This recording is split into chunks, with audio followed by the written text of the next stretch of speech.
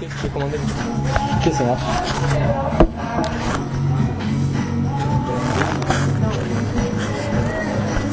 Et donc, tu as des frères et sœurs? Ouais, j'ai un frère. Ça se passe bien avec lui? Et t'es déjà venu ici? Non, jamais. Jamais? D'accord. Je suis désolée, je vais devoir partir plus tôt par contre. Ah, bah, c'est pas grave alors. D'accord.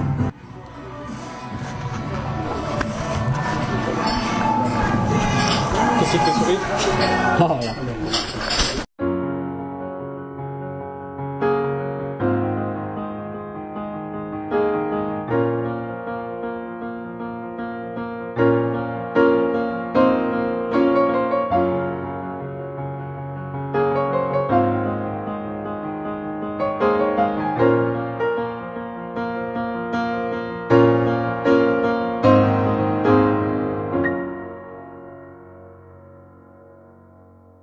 Salut tout le monde, ici Alisha, fondateur du mouvement Les Nouveaux Hommes, où l'on montre à tous les hommes comment améliorer leur apparence, leur vie professionnelle, leur éducation morale et leur vie sociale, dans le but d'atteindre leur plus grand potentiel, et ainsi vivre la vie de leurs rêves.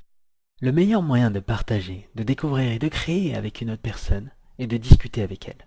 Il n'est donc pas exagéré de dire que la base de toutes les relations sociales d'une personne réside dans ses capacités conversationnelles. D'ailleurs, tout le monde discute constamment. Et pourtant, tant de gens ne maîtrisent pas cet art à tel point qu'ils ne parviennent pas à créer quoi que ce soit avec les gens qu'ils rencontrent.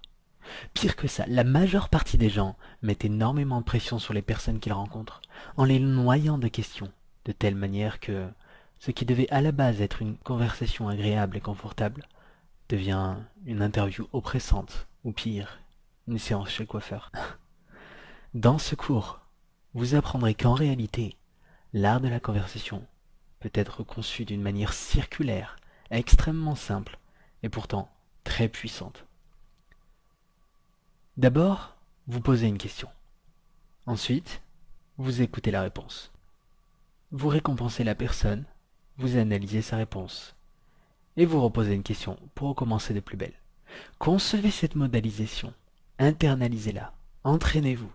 Et vous serez non seulement capable de vous démarquer de la masse, mais en plus de cela, vous aurez les fondations nécessaires pour créer la vie sociale de vos rêves.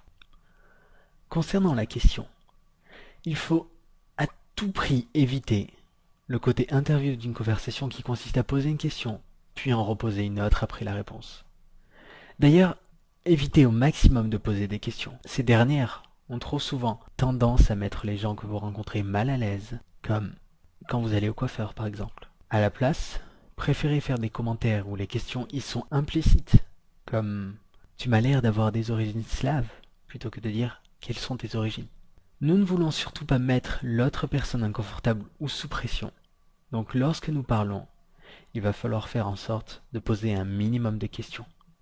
Lorsqu'on analyse notre discours, on devrait retrouver seulement 10% de questions, explicites ou implicites. Tout le reste doit correspondre au contenu de la partie 3, c'est-à-dire à des commentaires. Je sais que certaines personnes ont du mal à trouver des sujets de conversation, et donc plus précisément, des questions à poser. Et pourtant, c'est très simple. Lorsqu'une personne vous dit quelque chose, elle vous tend plusieurs perches que vous pouvez utiliser pour savoir quoi demander. Par exemple, si la personne vous dit qu'elle a un chien qui s'appelle Fluo et qui aime bien mordre ses peluches, vous avez le fait qu'elle est un chien. Donc vous pouvez demander si elle a d'autres animaux, ou depuis combien de temps elle l'a, qui s'appelle Fluo. Donc vous pouvez demander pourquoi un tel nom, et qu'il mord ses peluches. Donc vous pouvez lui demander si elle a des peluches pour décorer ou si elle dort avec. Après, à vous de choisir ce qui est plus intéressant pour constituer un sujet de conversation. D'une manière générale, sachez que les deux sujets de conversation les plus intéressants pour une personne sont de parler d'elle-même à la deuxième personne du singulier. Donc on aura « tu es donc avocate, alors tu aimes », par exemple. Et de parler d'elle-même à la troisième personne.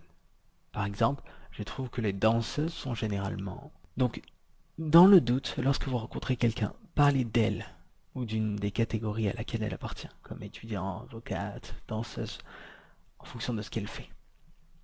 Vient ensuite les sujets de conversation neutres, comme un film qui passe en ce moment au cinéma. Puis vient ce qui vous concerne. Par exemple, je suis allé faire du shopping l'autre jour. Et enfin, ce qui concerne vos amis. Par exemple, mon ami aime beaucoup le dernier Batman. Eh oui, on s'en fout de la vie de vos potes. Ici, dans l'idéal, vous allez devoir trouver des sujets de conversation qui sont à la fois dans vos centres d'intérêt et dans ces centres d'intérêt. Bien sûr, à force de faire connaissance avec une personne, cette dernière va accorder plus d'intérêt à votre personne et donc à ce qui vous concerne. Alors tâchez d'avoir des réponses préparées et attrayantes aux questions usuelles comme « Que fais-tu dans la vie ?» Maintenant, passons à l'écoute de la réponse. Une fois votre question posée, vous allez devoir écouter la réponse. Et j'ai bien dit écouter la réponse, pas écouter tout en réfléchissant à ce que vous allez dire ensuite. Non, écoutez avec toute votre attention et soyez présent à 100%. C'est très important pour plusieurs raisons. En écoutant la personne, vous allez la remercier d'une certaine manière de répondre à vos questions. Et rendez le reste de la conversation plus aisée en la respectant et en lui proposant une expérience agréable. En plus de ça, en écoutant correctement, les sujets de conversation vont vous venir naturellement. Vous allez pouvoir créer une connexion avec l'autre personne et surtout, vous allez pouvoir vous souvenir de ce qu'elle vous aura confié. Cependant, parfois, même si vous écoutez avec toute votre attention, il peut être difficile de le montrer. Voici donc 2 techniques qui pourraient régler ce problème. L'écoute active. L'écoute active est une très bonne manière de montrer à la personne qu'on écoute chacune de ses paroles et correspond au fait de répéter les 2 ou 3 derniers mots d'une phrase importante de temps à autre. Si vous en abusez, la personne va penser que vous vous moquez. Par exemple, si la personne vous dit qu'elle a passé 1h30 enfermée dans l'ascenseur, dites 1h30. Voilà, c'est simple et c'est l'écoute active. La deuxième, la réponse émotionnelle. Vous devez répondre émotionnellement à ce qu'elle dit. Répondre émotionnellement passe principalement par vos expressions de visage. Vos expressions de visage doivent correspondre à ce que la personne vous dit. Si elle vous raconte quelque chose de drôle, souriez. Si elle vous raconte quelque chose de scandaleux, hochez la tête de gauche à droite, etc. Passons maintenant à la récompense et l'analyse. Une fois que vous avez posé votre question et que la personne a fait l'effort d'y répondre, il faut faire en sorte de la récompenser. L'idée ici est d'associer des sentiments positifs au fait de répondre à vos questions, de manière à ce que la personne trouve cela agréable, et par extension, trouve votre conversation agréable. Pour ce faire, on va simplement éviter de poser une question tout de suite après, puisque ça veut plus ou moins dire « Oui, en fait, je m'en tape de ta réponse ». Et on va faire en sorte d'analyser la réponse de manière émotionnellement positive. Par exemple, si une fille vous dit qu'elle a fait de la danse depuis 8 ans, plutôt que de dire « Ah, c'est cool ça, et tu fais autre chose comme sport ?» Préférez plutôt un commentaire qui la fait se sentir bien à propos d'elle-même. Comme « Waouh, 8 ans, c'est impressionnant, ça fait plaisir de rencontrer une personne suffisamment passionnée par une activité pour la pratiquer aussi longtemps, ça change. » L'idéal ici est donc de faire en sorte que la personne se sente bien quand elle vous parle, de manière à créer plus facilement une connexion avec elle. Si vous vous débrouillez bien, vous allez embellir la journée de toutes les personnes à qui vous parlez. Alors pratiquez avec attention ce point-ci. Si vous maîtrisez les points précédents, alors vos conversations seront non seulement très au-dessus de la moyenne, mais elles seront aussi presque excellentes. Comment ça ne vous suffit pas? Bon, très bien, j'ai compris. Pour les rendre excellentes, suivez ces quelques conseils. La majeure partie du temps, si l'autre personne ne parle pas, vous devez soit être en train de la regarder dans les yeux, soit être en train de parler. Faites en sorte de parler avec passion en vous mettant dans le premier ou le second personnage en fonction de la situation sociale. Si l'autre personne fait une erreur, par exemple, le jouer à mon frère, ne la corrigez pas. Ça ne vous apportera rien à ce stade. Le seul moment où vous pouvez corriger les autres, c'est en situation de drague, en taquinant. Évitez les sujets de conversation suivants. Les choses dégoûtantes, violentes, banales comme la météo, ennuyantes comme la couleur de vos chaussettes ou même négatives. Et à moins de connaître vraiment bien la personne, évitez de parler de politique, de religion ou de mauvaises relations amoureuses passées. Ne dites pas que vous êtes d'accord avec la personne lorsque ce n'est pas vrai. Apprenez à contredire, mais pas de manière maladive. Et enfin, servez-vous des signaux, donc des indicateurs d'intérêt et de désintérêt, que la personne vous envoie pour juger de la qualité de vos conversations.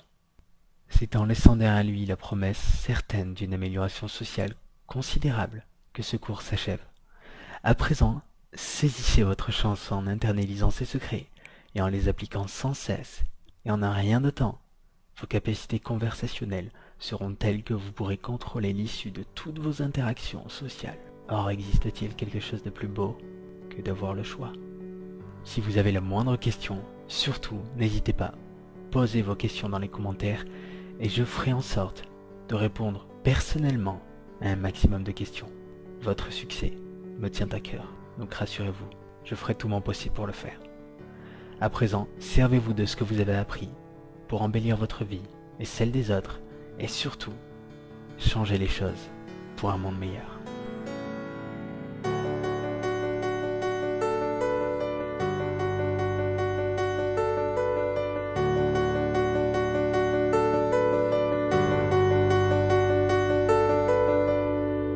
Ouais, c'est parti. Il est comme ça. Voilà, non. Mais elle sait pas, attends, mais elle sait pas.